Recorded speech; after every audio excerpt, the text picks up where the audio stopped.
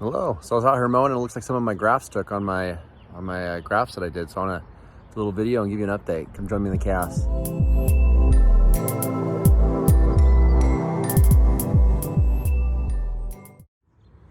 So I was walking by and look, getting some new growth on my grafts. That's a pretty good sign. Some of them still haven't come out of dormancy, so I'm hoping for the best. But some of them have growth on them.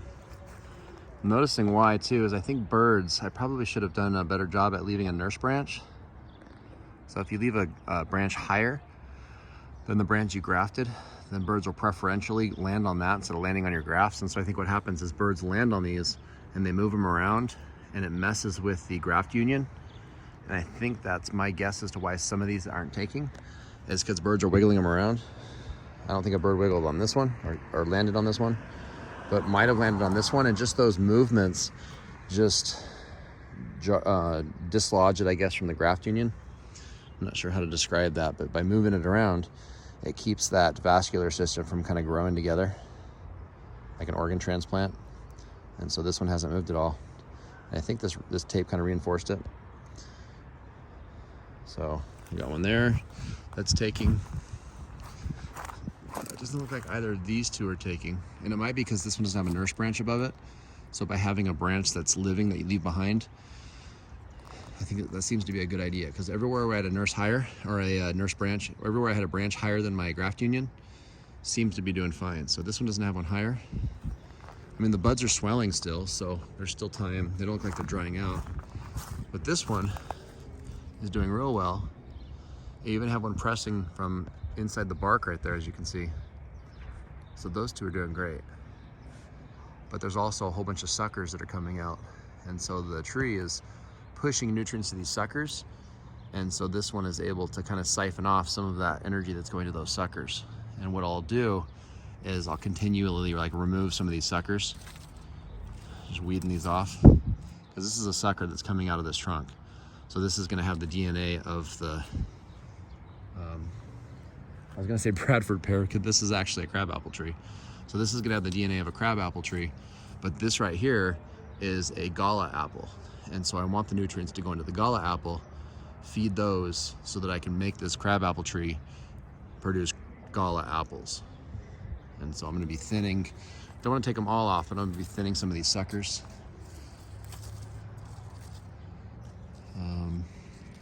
Probably just leave this most outward one, maybe that one too. A lot of these other ones I'll be thinning off. I'll think about it more off camera when I have time to analyze. I usually don't want inward growing branches, so I'll probably remove that, remove that. It's pretty easy to thin them out when you're, before they get big, because they just kind of just pop right off. And with this particular rootstock, these little suckers will actually root really easy. You can just pop these off and just literally poke a hole in the ground, stick them in, and they'll root. Like, I've never seen anything root so easy as these crab apples. I mean, they're almost invasive. You can literally just strip all this stuff off. Like when I trim these, I put the branches in my compost pile and just covering them with mulch. A lot of them, they're actually growing roots right into my compost pile. Like they're crazy. So I can see why people use this as a rootstock, because it's able to just grow an incredible amount of roots. Like I took one of these suckers, put it right here, and it's already going nuts. So when that gets big enough, I'm just gonna graft some either gala or, what's this one? I think this is like Red Royal or something. I have to make sure it's not under patent, because I don't wanna upset anybody. Royal Empire is what it's called. So I'll look it up and make sure it's not under plant patent. And if not, I'll go ahead and do some grafting, or yeah. So it looks like this one's taken too. I didn't notice that one until just now. So that one's doing fine. Little nurse suckers right here, so I'll leave those. This one hasn't come out yet, so I'm guessing, yep, I can tell by looking at it. See how it's dislodged? That means a bird landed on it. So I gotta do a better job at thinking about how to prevent that.